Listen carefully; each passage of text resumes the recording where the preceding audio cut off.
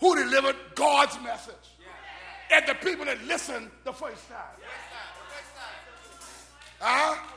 How simple that would have been.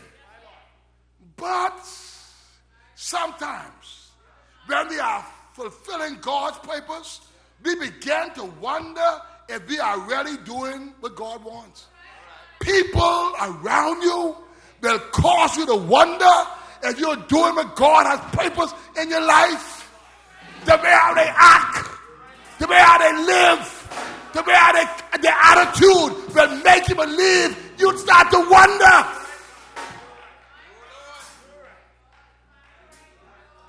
Moses had to go to Pharaoh 12 times before the Israelites were freed from bondage.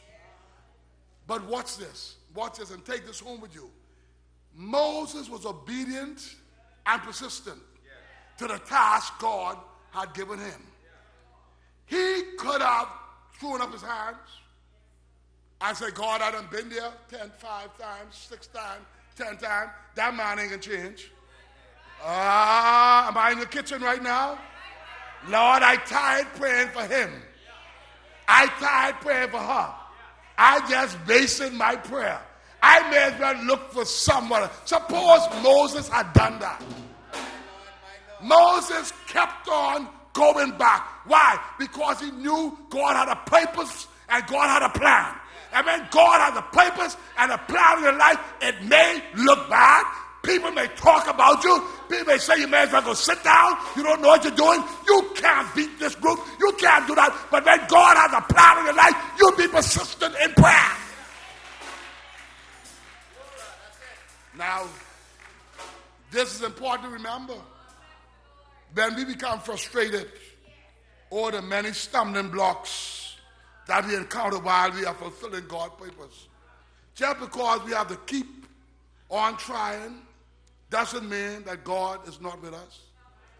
Equally as important to remember is that God's purpose will be fulfilled no matter who tries to get in the way.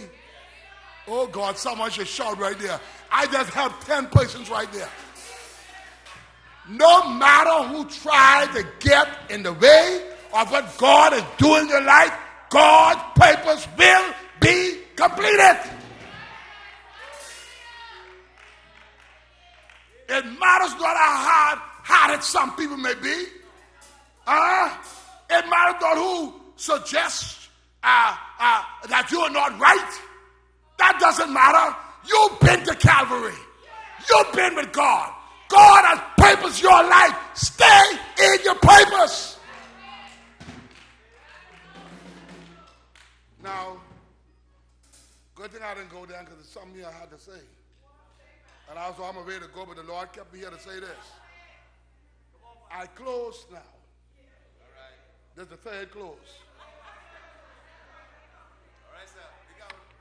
When I tell you that God's plan and purpose are always without error. Good God from Zion. God's plan and purpose is always without error.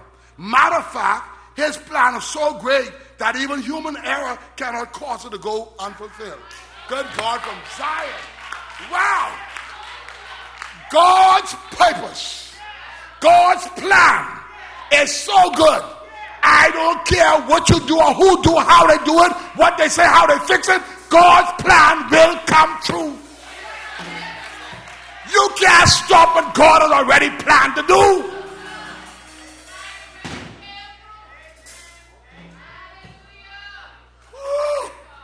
Hear this. In our journey through life, we are in a constant state of fulfilling God's plan. Oh, I'm happy right now, Christian. I'm in your yard now. Whether we are aware of it or not, we are in a constant. We are always fulfilling God's plan. I'm sure that there are some here today who can testify that although you are saved, there are still some questions that you're not clear. Do I have any truthful people here? You're saved, but there are still some questions you're you're not clear on. Well, I know the call is on your life. I know you had an encounter with God. I know you're sure it was Jesus. But the manifestation is still cloudy. Whoa! You know it's Jesus. You know you've been to Calvary. But the manifestation of what God will have you do is still cloudy. What do you do when there seems to be cloudy clouds on a sunny day?